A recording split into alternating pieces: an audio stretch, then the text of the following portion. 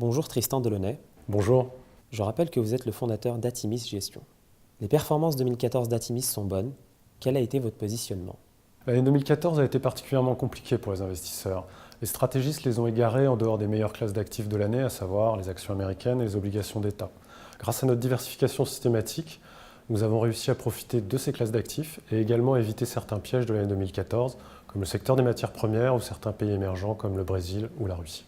En particulier, quels fonds ont bien fonctionné? Les fonds investis en actions américaines, japonaises ou indiennes ont apporté des performances supérieures à 10% en 2014. La gamme Comgest a également apporté de très bons rendements sur les actions émergentes.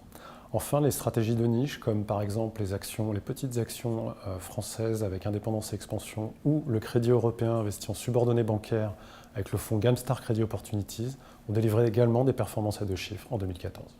Pour vous, quels sont les risques en 2015? Au risque de répéter les mêmes cris d'angoisse qui ont eu lieu au début de l'année 2014, 2015 pourrait bien montrer à nouveau des stress sur la dette obligataire et notamment la dette française. Pourquoi? Parce qu'essentiellement, les émissions françaises vont être confrontées au retour de la concurrence allemande avec un différentiel de taux qui est aujourd'hui extrêmement faible à 0,3%. Également, nous sommes méfiants sur les actions émergentes et notamment dans les pays qui ralentissent le plus brutalement. Je pense notamment au Brésil, à la Russie, à la Turquie ou à la Malaisie. Et donc aux sociétés occidentales qui exportent dans ces pays-là. Et dans ce contexte, quels investissements allez-vous privilégier? Il reste un portage assez significatif aujourd'hui dans certaines niches de crédit comme les obligations au rendement américaines, le crédit émergent et la dette subordonnée bancaire. La gestion alternative, après des années difficiles, retrouve un niveau de performance satisfaisant. Enfin, du côté des actions, nous trouvons deux pays décotés avec un fort potentiel de rebond que sont la Chine et l'Espagne, et un certain nombre de secteurs avec un fort potentiel de croissance, même l'année prochaine, à savoir les logiciels et la biotechnologie. Et enfin, risk-on ou risk-off? Risk-on.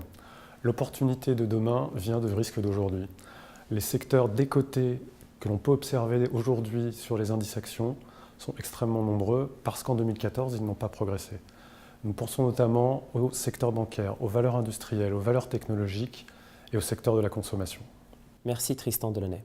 Merci.